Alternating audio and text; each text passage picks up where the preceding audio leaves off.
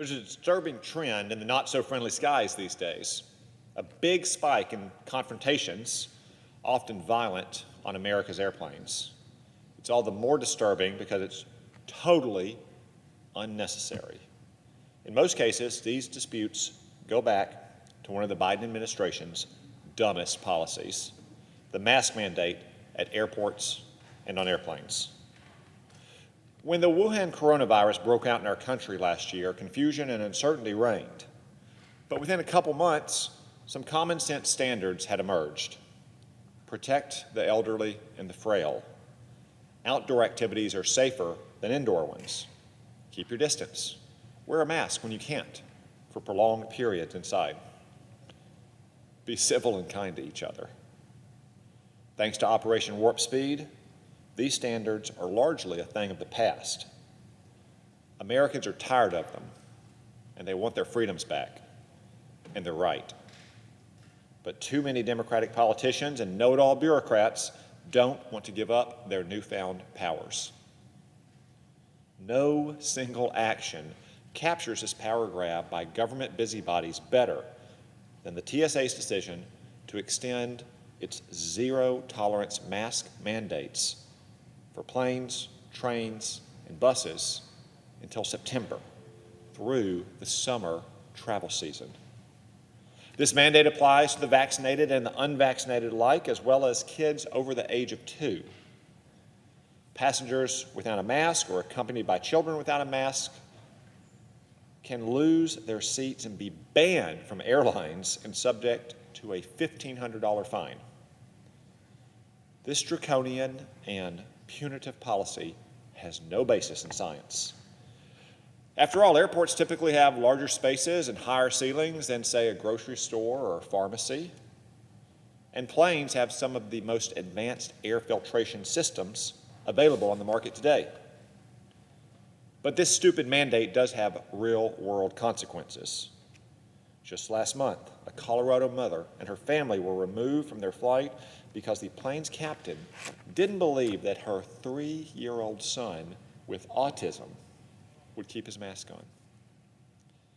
This mother, unfortunately, was not the first to be removed from a flight, and I'm sure she won't be the last if this absurd mandate remains in place.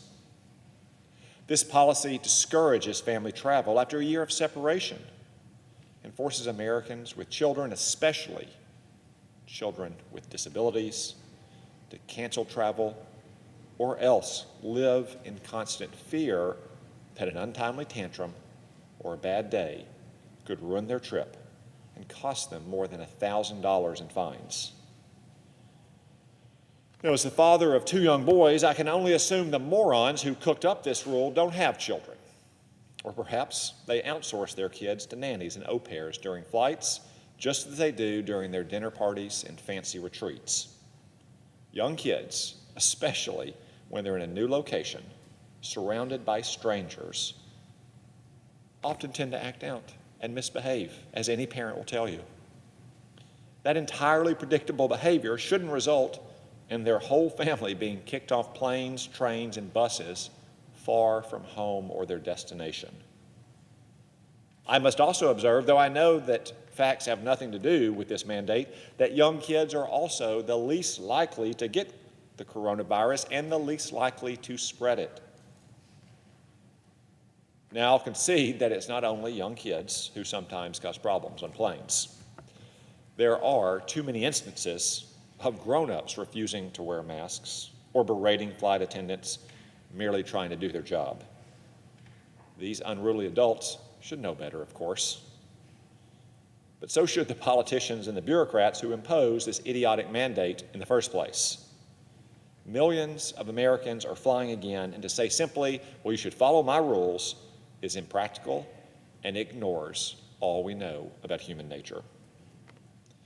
The mandate, therefore, hurts not only passengers, but also flight attendants. In our line of work, we probably fly more than most Americans these days. Over the last couple months, I've personally seen so many flight attendants set up for failure by the Biden administration. They usually don't want to boss around their passengers or kick them off an airplane and cause a scene that will go viral on social media. But they're also told they have to enforce this stupid mask mandate. And it's all for no good reason. It would be one thing if there was scientific evidence that suggested these masks in airports and on airplanes or buses or trains actually slowed the spread of the virus among the unvaccinated. But that's not the case.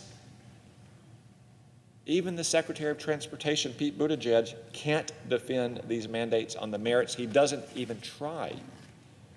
The only rationale he could give when recently asked about the mandate was, they're a matter of respect.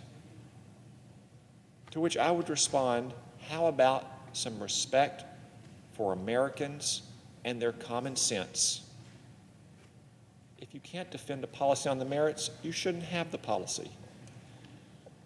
And the Biden administration should therefore immediately rescind its mask mandates for airports and airplanes and buses and trains. Vaccinated Americans and their young kids should not be forced to wear face coverings on airplanes or anywhere else for that matter.